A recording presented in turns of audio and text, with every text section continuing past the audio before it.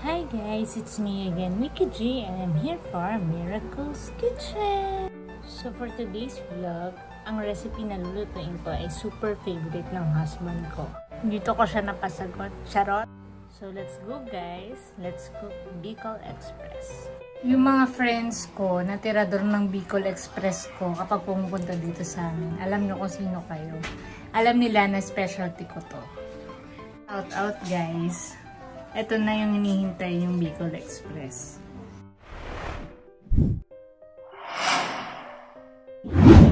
For the ingredients, we'll be needing minced garlic, minced onion, green chili chopped, red chili chopped, sliced tomato, eggplant, gata, and syempre yung pork natin. Ipapakulo muna natin yung pork sa 1 cup of water. So, lalagyan ko lang ng salt and pepper.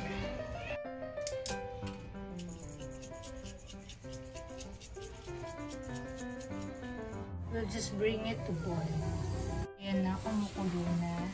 Ang gagawin natin is yung process ng sangkotsa. So, hintayin natin maubos yung sabaw para lumambot din siya. Parang igigisa mo siya sa sarili niyang mantika. That's it. So, ayan, naridinig ko pumuputok-putok na siya. And lumabas na yung sarili niyang mantika. Ayan guys, hindi na natin kailangan mag-add ng oil kasi lumabas na yung sarili niyang mantika. So, dyan na rin tayo magigisa. I-fry lang natin ng konti pa, mga 5 minutes.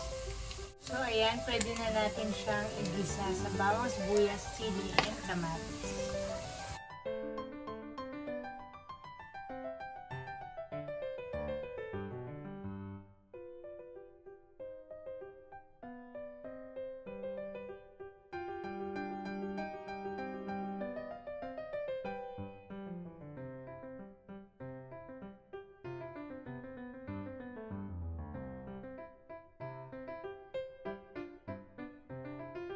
And ilalagay na natin yung star ng Bicol Express, yung green and red chili.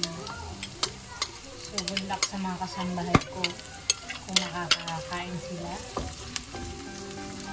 Actually, okay naman din. Listen ko na nga lang yung chili para hindi ganun kaanghang. Favorite kasi talaga namin ng asawa ko yung maanghang.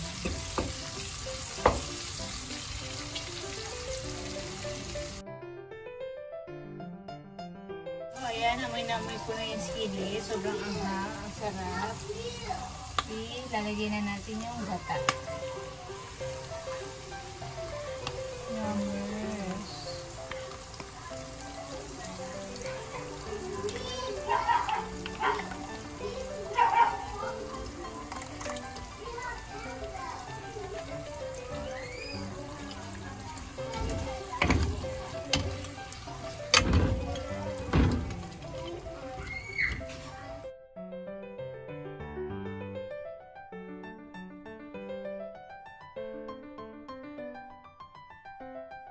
Luto na yung gata. So, lagay na natin yung eggplant.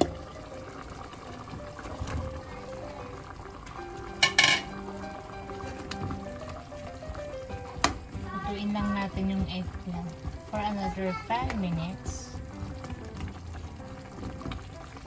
Optional din to kung gusto nyo ng eggplant. Actually, pwede rin lang siya lagyan ng kalabasa or sitaw. Ako yan gusto ko. Gusto ko ng eggplant sa Bicol Express. Actually, yung difference ng Bicol Express yung version ko sa binagoongan, yung binagoongan, especially may bagoong and wala siyang gata. In my own recipe, While yung Bicol Express, hindi ko na siya nilalagyan ng bagoong.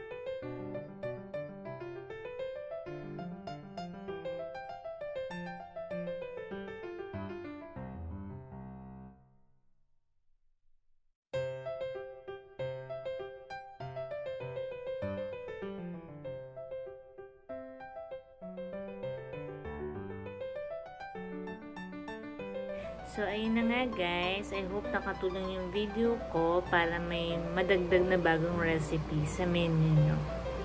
Thank you for watching guys. Don't forget to like, subscribe, and hit the notification bell. Thank you!